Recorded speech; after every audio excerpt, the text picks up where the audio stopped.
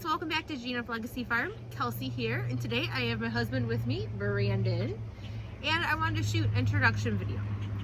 So we are constantly always getting new subscribers here, and I thought today would be the perfect time to kind of reach out and introduce ourselves to everyone so you can see what we currently do on our farm and what our plans are for our farm. So we are located in Southeast Michigan. So if you're from Michigan, you understand the Michigan map here. But we are, say, about like here, maybe, yeah, like just below the thumb, kind of. We're located there, and Brandon and I have both been in this area all our lives. I am in my late 20s. Brandon's in his early 30s. We've been married for almost 5 years, and we do not consider this our forever home or our forever farm. We do have plans in the future to move to a bigger farm so that way we can do more stuff that we would like to do there. Currently, we just raise chickens and beef cattle here. We also did add a mini cow this year that we will be raising to milk. That's like in the future when we have a bigger farm. I would like to be able to add pigs. That way we can feed them our excess milk that we have once our mini cow is able to be in milk. Because that is a good way to get rid of your excess milk, is to feed it to pigs, and that helps them grow out faster. I know several farmers personally that actually do that. So that's a good method, and that's one of our plans. He's the one that always has to hold me back, because if it was up to me, I'd have all the animals. One day we do plan to have horses, or I plan to have horses one day. That will happen. So I plan to have horses one day. I would like to have peacocks and pheasants, but I don't see quite all of that happening. I did have ducks before, and I will most likely have them again at some point. We just opted out of ducks so that we could have more room for the chickens, because I have a better egg market for selling chicken eggs than duck eggs currently.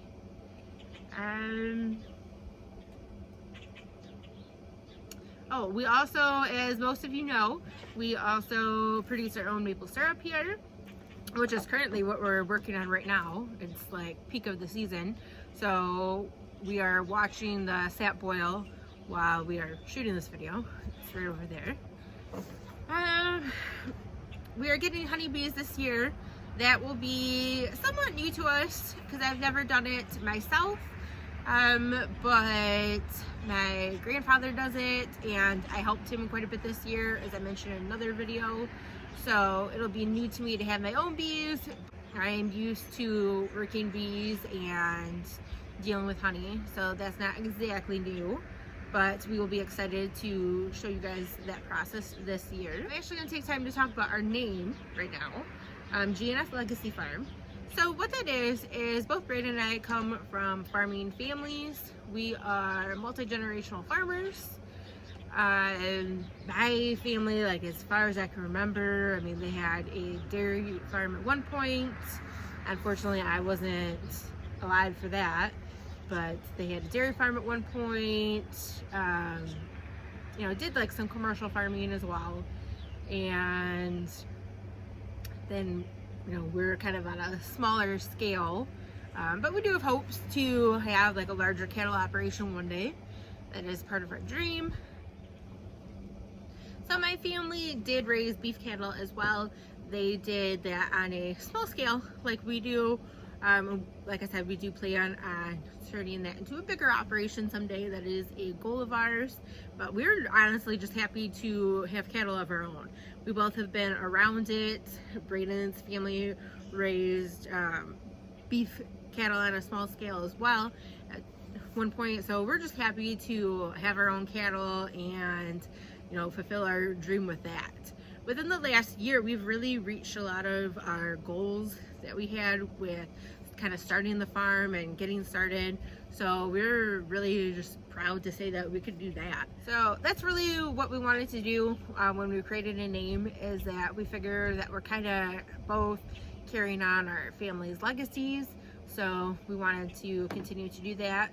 So that's why we chose G&F Legacy Farm, because the G&F both represents both of our families.